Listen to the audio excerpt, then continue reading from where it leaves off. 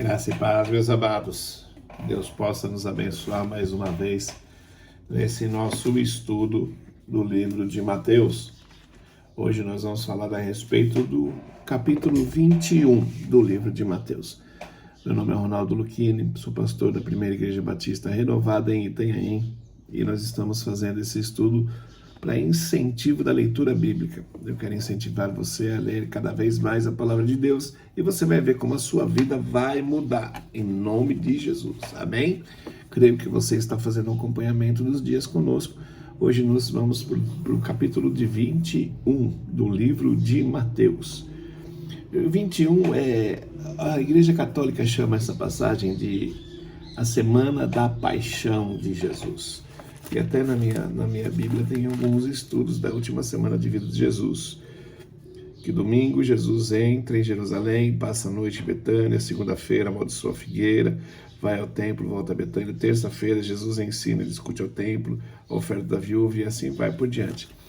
E essa se inicia a semana dita pelos católicos como a Semana da Paixão. Mas Jesus ele entra em Jerusalém e aqui nós já podemos ver que ele começa o capítulo entrando em Jerusalém e ele precisa dessa entrada triunfal. Por que ele precisa dessa entrada triunfal? Para que se cumprisse as escrituras. No versículo de número 5 diz, como o profeta Isaías falou, diga ao povo de Jerusalém, agora o seu rei está chegando. Ele é humilde e está montado num jumento e num jumentinho, filho de uma jumenta.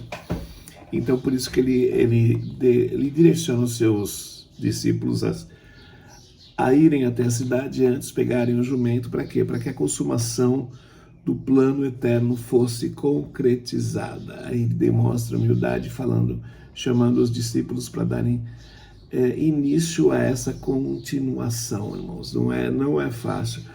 É uma proclamação pública da messianidade de Jesus, que Jesus ele era o Messias.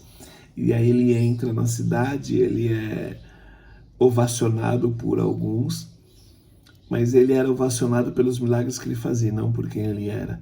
E isso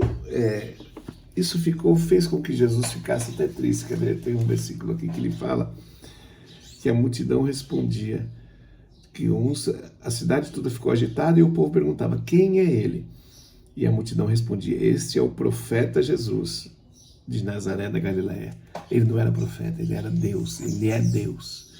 Ele é Deus. Quem é Jesus para você, meu irmão, minha irmã? Será que ele é um simples profeta que você está com ele só pelos milagres?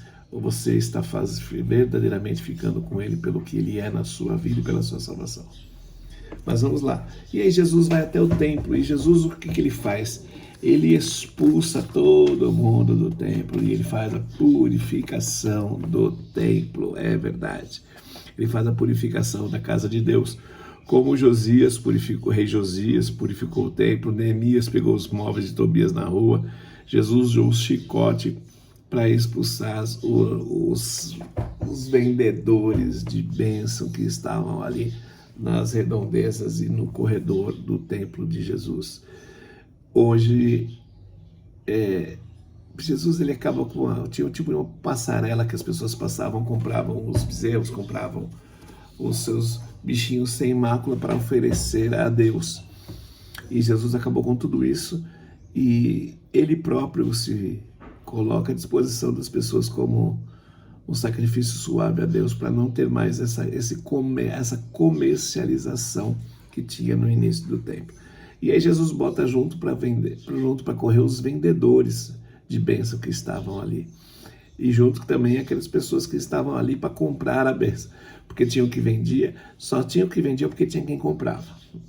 Isso era um círculo vicioso. E aí eu anotei uma pergunta para mim e para você hoje. Hoje também nós precisamos fazer uma limpeza no nosso templo e na casa de Deus.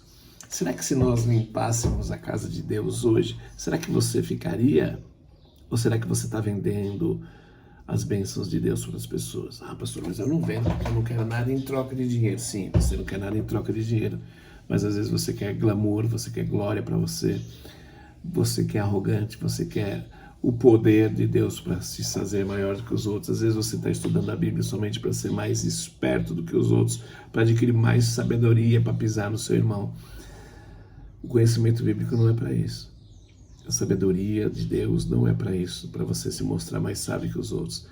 A sabedoria de Deus é para você ter conhecimento de quem é Jesus para você. Ah, mas e os outros? Os outros vão ser consequência daquilo que você está vivendo na sua vida, não daquilo que você está falando, mas daquilo que você está vivendo. Porque muitos falam umas coisas e vivem outras coisas. E Jesus acabou com essa passarela. E aí que nós vemos o quê? Nós vemos que Jesus, do mesmo jeito que ele foi, que ele entrou, ele saiu do templo. E ele saiu, deixou a cidade e foi para um povoado de Betânia. E ali, puxa vida, que triste. E ali ele passou a noite. E aí nós vemos o que? A passagem da figueira do 21 até o 20, do 18 até o 22. Lemos a passagem da figueira e depois nós lemos o que? Jesus falando a respeito da autoridade. Primeiro, Jesus ele tem autoridade sobre a figueira, sobre a árvore, porque ele é o agricultor, ele é o jardineiro do nosso jardim. Então ele tem autoridade sobre tudo, todas as coisas, inclusive sobre a minha vida e sobre a sua vida. E aqui ele fala o quê? Ele fala que ele foi procurar fruto na videira e não tinha fruto na videira. E o que ele fez? Ele amaldiçoou a videira. Jesus sendo o dono da videira, Jesus sendo o dono da árvore frutífera, ele tem direito de cobrar os frutos da árvore. Será que eu e você nós temos dado os frutos que Deus quer que nós demos? Ou será que nós vamos também ser consumidos? Será que Jesus vai nos abençoar ou nos amaldiçoar por causa dos nossos frutos? Estamos chegando ao fim do ano de 2024. Quantas pessoas você falou de Jesus nesse ano que se passou? Será que eu acho que nós tínhamos a obrigação de falar do mínimo 365 pessoas, uma pessoa por dia, da palavra de Deus, da palavra de Jesus? Será que nós alcançamos um objetivo desse, que é o mínimo, é o mínimo?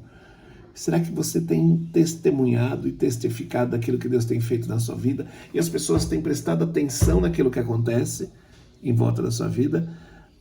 Irmão, porque você, eu sempre falo isso, você é uma das únicas Bíblias que as pessoas vão ler. Vocês são, a palavra de Deus nos chama de cartas de Deus. Somos cartas de Deus que estamos sendo lidas pela civilização, pela população de Itanhaém, pela população do estado de São Paulo, pela população brasileira que é da área do mundo. O que as pessoas leem quando elas te veem? Qual a intensidade que você vive Deus na sua vida? Será que as pessoas veem você e falam, nossa, aquele lá gosta de ganhar dinheiro, hein? Quando gosta de ganhar dinheiro, não é seguidor de Jesus. Não estou falando que você não precisa gostar de ganhar. Estou falando que você às vezes gosta tanto de ganhar que você esquece das coisas de Deus.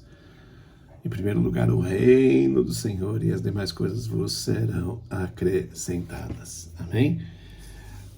E vamos lá. Primeiro, por que ele fez aquilo com a figueira? É uma propaganda enganosa. A figueira é conhecida de figueira por quê? O que diferencia ela das outras árvores? É a folhagem, é a raiz, ela tem raiz, as folhas são verdes, ela tem um tronco, ela tem galhos. Mas o que chama ela tem um nome de figueira, por quê? Porque ela dá fruto chamado figo. Se ela não dá fruto chamado figo, ela não tem um porquê ser uma figueira. Entendeu? Se você é cristão e não está dando frutos que Cristo quer que você dê, por que você tem o direito de ser chamado de cristão? Duro, né? É difícil, irmãos. É bem complicado, muito complicado. E aí, nós acabamos o capítulo falando a respeito do quê? Dos dois filhos. As parábolas do reino de Cristo Jesus. Quando ele fala a respeito dos dois filhos, e depois ele fala dos lavradores maus, ele quer dizer o quê? Ele quer dizer que uma das ordenanças que ele deixou para mim e para você é a obediência. E às vezes você não quer fazer as coisas de Deus. Faça mesmo sem você querer. Porque você tem que colocar alguns objetivos na sua vida. Você tem que colocar alguns alvos na sua vida. Porque você não faz tudo que você gosta na sua vida. Você só faz as coisas que você gosta. Não, você às vezes faz coisas que você não gosta. E se você começar a fazer uma coisa que você não gosta no começo, e você vê que aquilo lá é bom, logo você vai estar fazendo por prazer. E não por necessidade, não por obrigação. Então, às vezes você não gosta de ler a palavra de Deus. Mas você precisa ler a palavra de Deus. Tem coisas que você gosta e você faz. Tem coisas que você não gosta e você precisa fazer. E tem coisas que você não quer fazer de jeito nenhum e não são boas para você fazer. Quanto tempo você perde por dia fazendo os seus reels, as suas pesquisas na internet, gastando tempo vendo o videozinho da internet? O tempo precioso que você poderia começar a dar frutos para o Senhor e realmente falar a respeito de Deus para as pessoas. Se gosta tanto de internet, use a internet para falar de Deus. Nós não estamos aqui fazendo isso. Por que você não faz isso? Eu não tenho condição de fazer.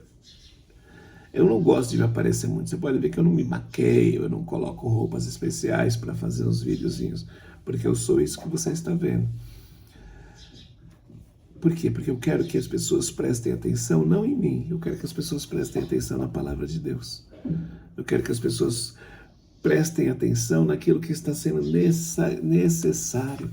Sabe, irmãos, Deus tem direito de buscar fruto. A rejeição contínua e deliberada do amor de Deus faz com que a gente perca os nossos objetivos e os nossos alvos. E Deus, o juízo de Deus aos que rejeitam o seu amor é o que? É o consumo, ser consumido pelo fogo.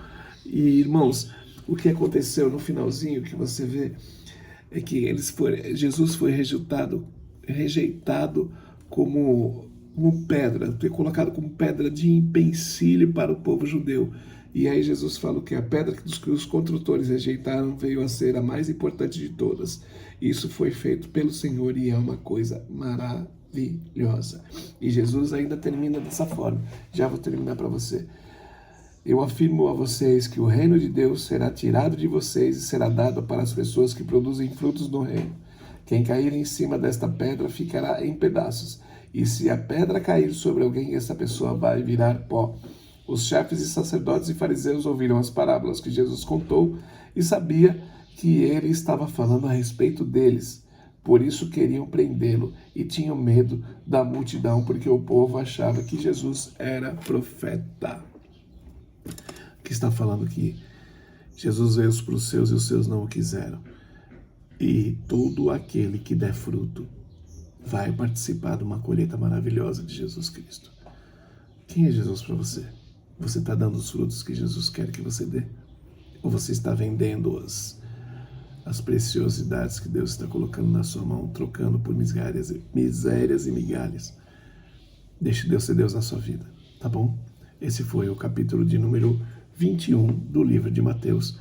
Logo estaremos mais com 22, 23 e companhia, assim por diante. Que Deus possa te abençoar e que você possa ter um dia excelente na presença do Senhor. Fui. Cadê aqui?